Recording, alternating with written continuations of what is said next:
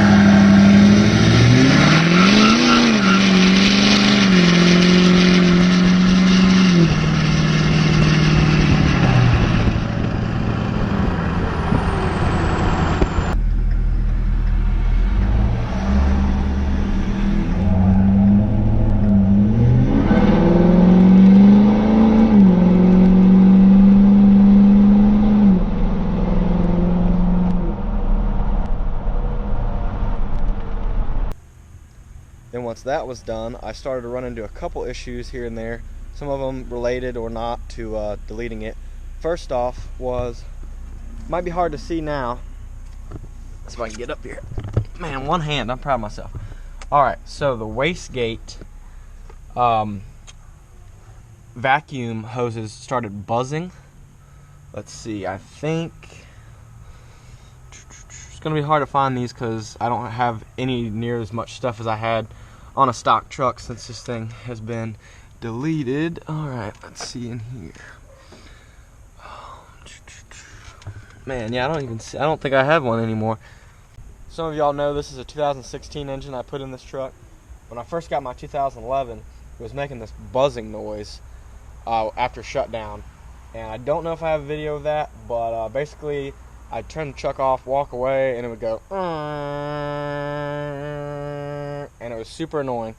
I found out it was my like vacuum lines or my wastegate for my 2011 Turbo. I ended up replacing them, and they ran somewhere in here, but all this was plastic. And I think I've got maybe a picture of what it looked like stock, but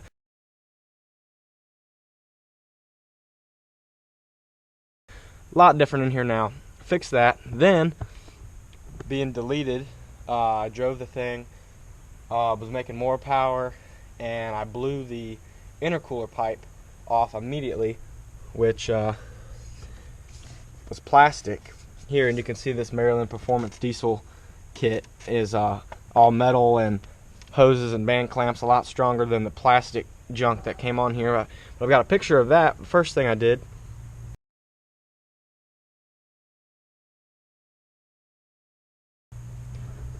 so I did that intercooler pipe swap to a metal one from H&S, and that went to the stock manifold there. But shortly after that, I ended up blowing up the engine. So once I got a 2011 truck, ran in a couple little things here and there, blew off intercooler pipe, some annoying noises, things like that. I was hot rodding the thing around, even though I knew there was some issues. So let me talk about those issues. The 2011 trucks, when they first came out, was the first new 6.7 new body style that just come out. They were made like at the end of 2010, and those early trucks had some internal issues. Now there's some debate whether it's the glow plugs or the exhaust valves or both, but either way, I lost a glow plug and an exhaust valve into my engine, or maybe one or the other. They might have, caused a chain reaction, but at wide open throttle, my engine self-destructed basically, and then it was loping, and I had a code on my tuner that said like one of the glow plugs. It told me like which number glow plug. So I, knowing that there was glow plug issues, I was like, well, I just blew my engine up, and I took it to a Ford dealership just to confirm that I had grenaded the engine or whatever. One of the cylinders was completely like full of metal and like welded shut and not moving anymore, and it was just making the thing run super rough. They quoted me right off the bat it was going to be like 13 grand for a new motor, and I was like, okay, it's out of warranty. That's actually not too bad of a price from Ford. I could probably swing that. Then they realized that they missed 10 grand somewhere in their calculation. So actually it was 13 grand for the motor, and they wanted 10 grand for them to install it. And it didn't take me long to figure out that between them having to go ask people here and there, like they just didn't know what they were talking about. So I carried it up to Powerstroke Performance and Repair in Chesapeake, Virginia. At the time I was in Elizabeth City, North Carolina. So I strapped this sucker on a trailer we borrowed from my buddy's neighbor that he hauled his Toyota Supra around on, or whatever. It was like a little Nissan. And completely maxed out the trailer, and we pulled it with a Ram 1500 on 9-inch lift and 37s with stock gears. And we looked pretty ridiculous going on the road. This was like 50 pounds of crap in a 5-pound bag on that trailer. It was hanging off both sides.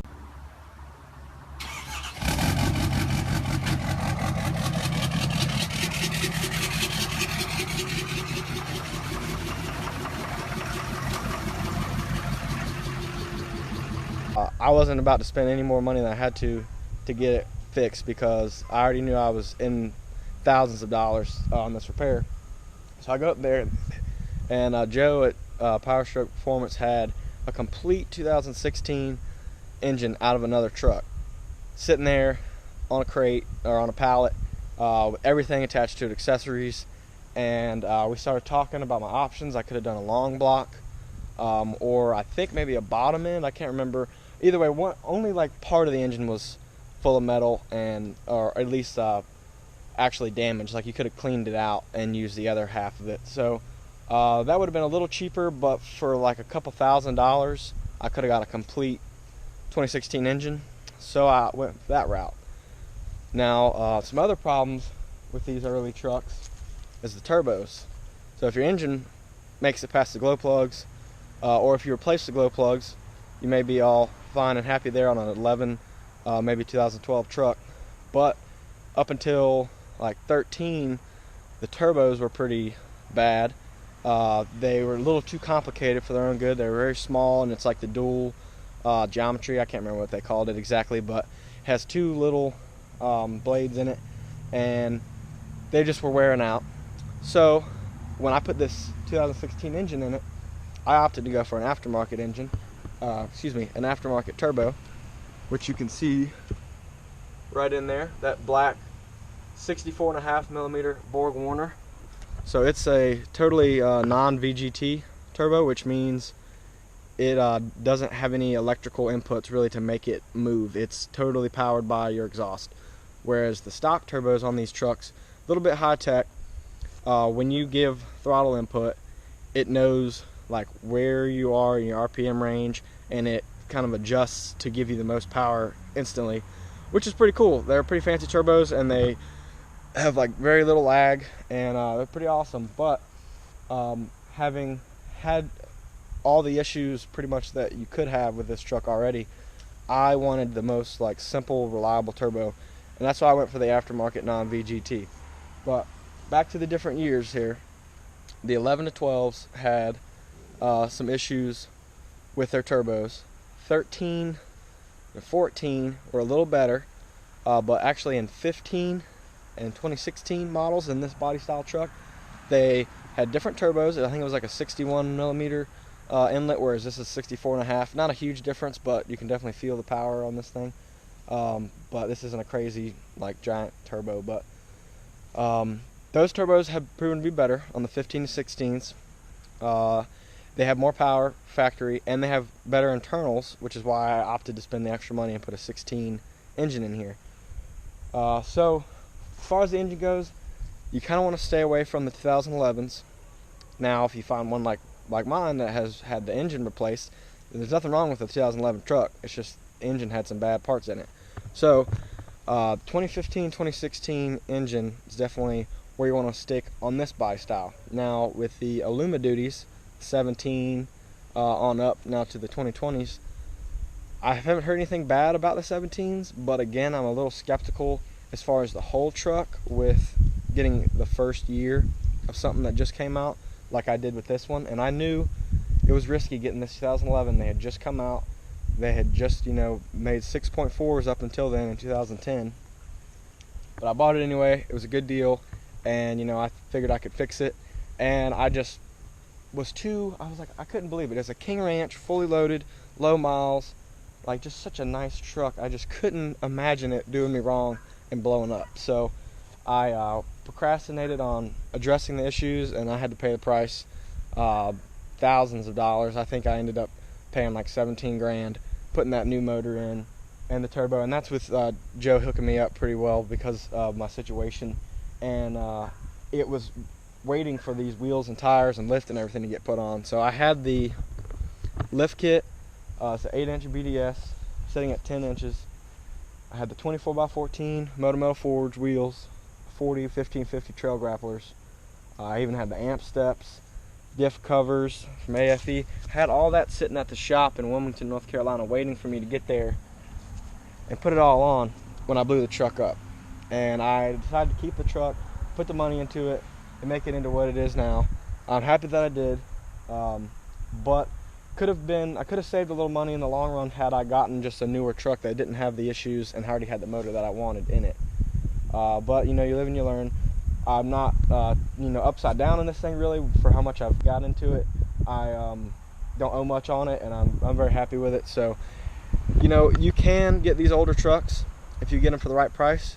You just can't ignore the issues they have. There's also some concern with the fuel system. Poor quality fuel can mess up your fuel pump and just send debris all through your fuel system, and that costs about as much as a motor. From what I've heard, it's like 10-12 grand. It's pretty ridiculous to do the fuel system on here. And I actually know someone, a coworker of my brother, let their daughter or something drive their truck, and she put gasoline in their 6.7 diesel, and ruined the fuel system and spent 12 grand right there on that. And I don't think that one was under warranty either. So there's a lot of things to look at with these newer trucks. You know, there's so much technology involved with the emission system, the EGR, the DPF, everything. And as you've seen from the little clips, how quickly I removed all that. So I removed it on this 2016 engine as well. I've got the No Limit Fab Egr Delete. There's a better shot at the turbo as well. So no more EGR on here. Then we've got the full 5-inch Flow Pro, just like I had when I had the 2011 engine. The 8-inch tip. And I've been super happy with this setup, this Delete kit. I've also got a Crankcase Vent Kit. Let me show you that as well. So what that does is the pressure that builds up inside the engine typically didn't really have anywhere to go. So while I was at it, I had, try to get up here again, I had Joe put in this Crankcase Vent Kit, and you can see right back here there's this big spacer with a hose coming out and going down to the frame, and I'll show you where that goes. And that comes out, if you follow the oil slick, comes out right about here, inside of the frame rail somewhere, right next to my frame mounted fuel filter. So that will just vent the pressure overboard, and you get a little smoke from that. You can get a catch can that will trap all that smoke so you don't look like you're just having an exhaust leak or something, but I don't mind it just kind of going overboard and letting it go and not dealing with it. Plus my frame will never rust right there because it's got constant lubrication from the oil. Let's see, what else do we have that we might want to cover for this? Oh, the transmission. All right, so 2011 is known for having pretty strong transmissions. Now that may be because of the less power in the earlier trucks. I think it was about 400 horsepower from the factory in 2011. I think it had a little less at first, but they bumped it up some. But then the 15, 16s, you're looking at closer to like 450 plus, just from the bigger turbo and the way they tuned it. And that may have caused more issues with the transmissions later, but from what I understand, the 11s had really strong transmissions, or the earlier ones, for whatever reason. But there was some little issues, and I first heard about it when I picked out this lift.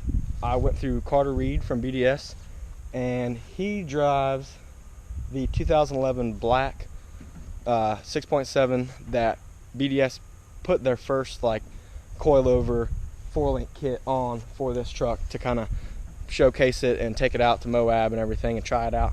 So he ended up buying that truck from BDS, and we had met and talked about what I wanted to do and how I wanted to run 40s and stretch it up to 10 inches. You know, I've got this cranked up a little bit, and I've got videos about all that. But he was like, hey, have you had any solenoid issues with your turbo yet? I mean, your transmission. Wow, turbo, transmission, same thing, you know, turbo 400, there you go. But he was like, do you have any issues with your solenoids yet? Because I just experienced this weird thing with our truck where it wasn't going into third gear. It would like get lost. And I was like, no, I haven't had any problems yet. So once I put the 2016 engine in here, I went to PPEI tunes, the new turbo and everything, but it still has the 2011 transmission. And I was super stoked with it. No issues at first, but after driving it for maybe 9 months, I started to experience that weird shift flare where it would go first, second, and then like it had some weird neutral in between second and third. I didn't know where to go, and then it would shift back into first and eventually find its way up to third. Definitely thought I had major issues, but I remember Carter mentioned that to me. I reached out to him and I was like, well, how'd you fix that? He said, I just dumped all the fluid, you know, got the filter down and the little pan that covers it up, and changed the solenoids out. I think there's 7 of them in there. I talked to him, asked who he got them from. I ended up replacing mine, and that didn't fix my problem at first. Now with those solenoids, you have to make sure you have the right color and serial number for each one. They're all different part numbers, and if you get the exact same ones, it's supposed to not need any tuning. It should work, but mine did not. Mine was still having the issue. I thought maybe I had a fluid level problem, so I kept adjusting how much trans fluid was in it. Still nothing. So I reached out to PPEI and said, look, I've got your tuning. My transmission's not happy. I have a 2016 engine with a 2011 transmission. What do you think's going on? And they said, oh, let's send you a stock transmission tune, because sometimes they just don't like the tunes on them. So they sent me a tune over email. I downloaded it to my iPad from their email, walked out of my truck, connected to the EasyLink Wi-Fi, and then, you know, hit update and fixed my truck with a email. I couldn't believe it. I needed those solenoids, but in the end, it was the tune that fixed it, and I think that's pretty awesome. I will say, having a deleted truck and the ability to have tuning like that, like honestly, you have this, once you buy that tuner from PPI, you have that support from them, and I just think that was an incredible asset to have, to be able to figure that out on my own and not pay a Ford dealership to reflash the transmission, because they didn't charge me anything to retune the transmission. It came with the fact that I already bought the tuner, and I just think that was really awesome. And if some of y'all may not know, obviously this truck is not meant to ride on the highway with no EGR and no muffler or DPF or anything like that, or no diesel exhaust fluid. This is off-road use only setup. Well, that's not even legal off-road anymore. Please check out my EPA videos about the diesel truck tuning and exhaust, and how they've made that illegal all across the board. You can't even do it for a race truck application. I'm very fired up about it because it affects me directly, whereas this truck was something that was, you know, off-road use only. Now, if I were to do this over again with another truck, I could not buy these parts that I have. I can't buy this PPI tuner with straight pipe tunes, you know, deleted tunes. It has to be emission compliant now. So this truck right here, you can't even go and buy everything I have on it right now. It's illegal. So please check out that. I have a link in that video, in my most recent one, about how you can put in your address, email, and it will email your representatives for your state. Me being a North Carolina resident, it was Tom Tillis, who he's actually already working on fixing the EPA regulations with the RPM Act. I don't get too involved with that with this video because I have videos about it, but if you like deleted diesels, check out my videos. They're kind of going away. It's not going to be something you can do anymore if we don't say something about it and we don't push legally, that our representatives push back against the EPA. So that's my little rant about that. Let me know if you have any other questions about this truck. In conclusion, I will say, if you're buying a 6.7 diesel, if you can get a 15 or 16, that's probably your best bet. If you can get a 13 or 14, make sure it's cheaper. If you get an 11 or 12, be ready to put an aftermarket turbo on it if it doesn't already have one. Make sure you replace the glow plugs, especially in 11, and just be easy on it. If you just need the truck to do what a truck does and not have 40s on it and, you know, do burnouts and donuts and haul a heavy load, you should be fine with the earlier trucks. Just take care of them, keep up with your maintenance. But the newer trucks, I haven't heard as many problems with. Should be alright. Now I know that new body style, having everything different, new lights, things here and there, like nothing is the same. You may have some issues there, but as far as the power plant, it being the same, shouldn't have too much issues. Just stay away from the earlier stuff anytime something comes out new. That's what I'd recommend. Having bought the first year model of a 6.7, I know that next time around I'm gonna wait a couple years and let something be refined, let them figure out, you know, the things, because you can do all the testing in the world, but you can't quite replicate like 100,000 miles of towing, daily driving, whatever, in like a dyno in an enclosed area, or whatever they do with the hot cold cycles. It's just, you're not going to be able to do the real world testing until they've been tested in the real world on thousands of trucks for, you know, all across the country. So that's my 2 cents about what truck you should get if you're getting a 6.7 diesel. Please let me know if you have any questions. Subscribe and turn on the notifications. I got lots of content coming your way.